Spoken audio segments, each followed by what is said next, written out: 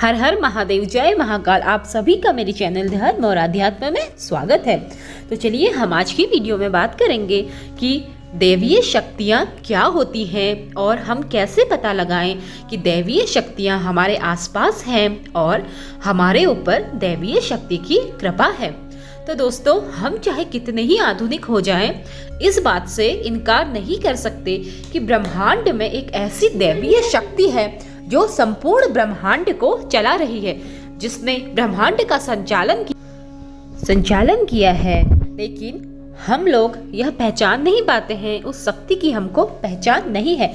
तो चलिए आज की वीडियो शुरू करते हैं और जानते हैं कि दैवीय शक्तियों के आसपास होने के संकेत क्या हैं। तो दोस्तों, दुनिया में बहुत से ऐसे लोग हैं जिन्हें अपने जीवन में दैवीय सहायता मिलती रहती है। किसी को ज़्यादा मिलती है तो किसी को कुछ कम।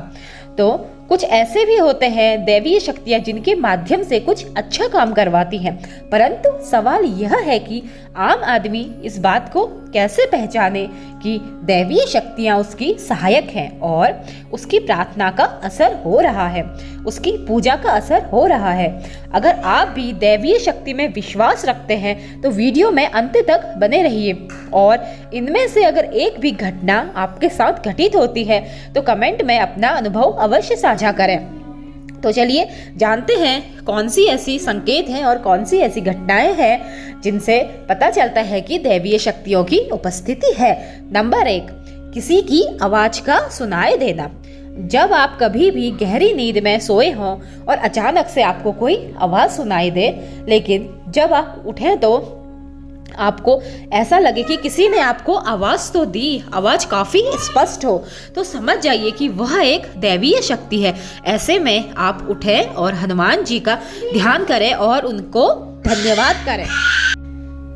नंबर 2, रोशनी का पुंज का दिखाई देना। जी हाँ, अचानक से रोशनी के पुंज का दिखना जिसकी आप कल्पना भी नहीं कर सकते और उस पुंज में इतनी शक्ति हो कि वह कल्पना के परे हो, या अचानक आपके कानों में मधुर संगीत का गूंजना पर आसपास कोई भी संगीत ना हो, तो समझ लीजिए कि यह दैवीय शक्ति के संकेत हैं और दैवीय शक्ति ने आपको घेरा हुआ है। ऐसा अक्सर उस व्यक्ति के साथ होता है जो हर पल अपने इष्ट देव को याद करता है, उसके मंत्रों का उच्चार करता है, तो उसे ऐसे दैवीय पुंज, अलौकिक रोशनी के दर्शन होते हैं और मधुर संगीत भी उसको सुनाई देता है। नंबर 3, अच्छे चरित्र का होना। शास्त्र कहते हैं कि दैवीय शक्तियाँ हमेशा उसी की मदद करती हैं जो सत्कर्म में चलता है, पुण्य का कार्य करता है, चरित्रवान हो, भगवान में आस्था रखता हो और अगर अपने ईश्वर का स्मरण करता हो। यदि आप इस श्रेणी में आते हैं तो निश्चित ही दैवीय शक्तियाँ आपकी सहायक हैं। नंबर 4, ब्रह्म मुहूर्त का समय। विद्वानों का कहना है कि यदि हमेशा आपकी नींद 3 बजे से 5 बजे सुबह ब्रह्म मुहूर्त में खुले, यदि यह आपके साथ हमेशा हो तो आप समझ जाइए कि यह एक दैवीय शक्ति का इशारा है।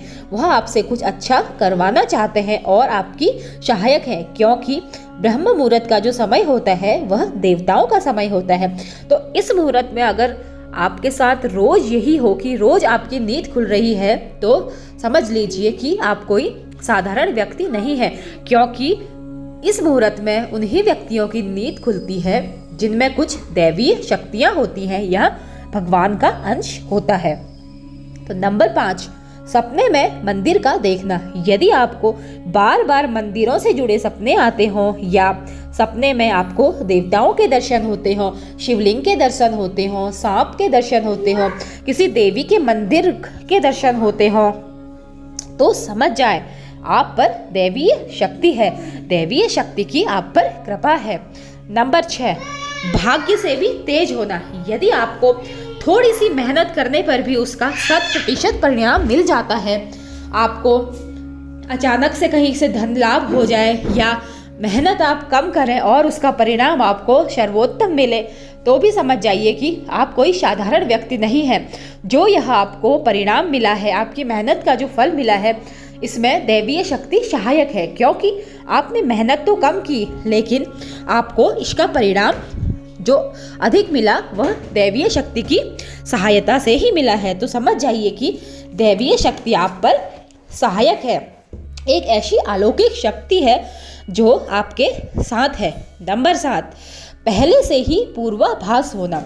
यदि आपको किसी घटना के होने से पहले ही उसका पूर्वाभास हो जाए कि कुछ होने वाला है, आपके मन को पता लग जाए कि हाँ कुछ होने वाला है, आपका मन कहे कि ऐसा होने वाला है, तो समझ लीजिए कि यह अलौकिक शक्तियों का इशारा है। अलौकिक शक्तियाँ ही आपको संकेत दे रही हैं, पूर्वाभास अलौकिक शक्तियाँ ही आपको करवा रही हैं। तो यह भी एक इशारा होता है कि दैवीय शक्तियाँ आपके आसपास हैं और आप पर मेहरबान हैं।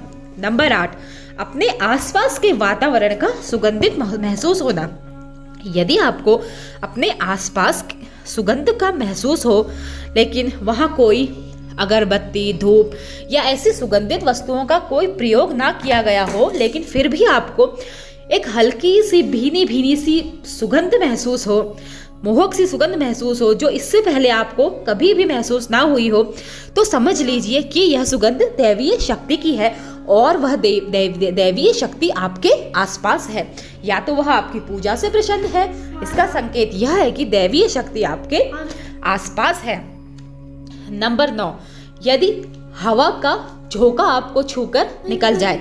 जी हाँ, कई बार ऐसा होता है कि आप पूजा में बैठे हैं या किसी जगह पर है, कहीं भी है, वहाँ हवा तो कुछ नहीं चल रही है, लेकिन एक क्षण के लिए एक हल्की सी हवा का झोंका आए और आपको छूकर निकल जाए। आप हवा का झोंका इतना हो कि आपको महसूस हो, हाँ कुछ हवा चली, कुछ ऐसी चीज है जिसने मुझे छूकर जो निकल गई। अगर आपके साथ ऐसा हुआ हो और ऐसी घटना बार बार होती हो, तो समझ जाइए कि यह वही दैवीय अलौकिक शक्ति है जिसने आपको घेरा हुआ है और जिसने आपको अपनी कृपा पात्र बनाया हुआ है, क्योंकि वो दैवीय शक्ति का संकेत है। वह आपको इशारा कर रही है कि मैं तुम्हारे आसपास।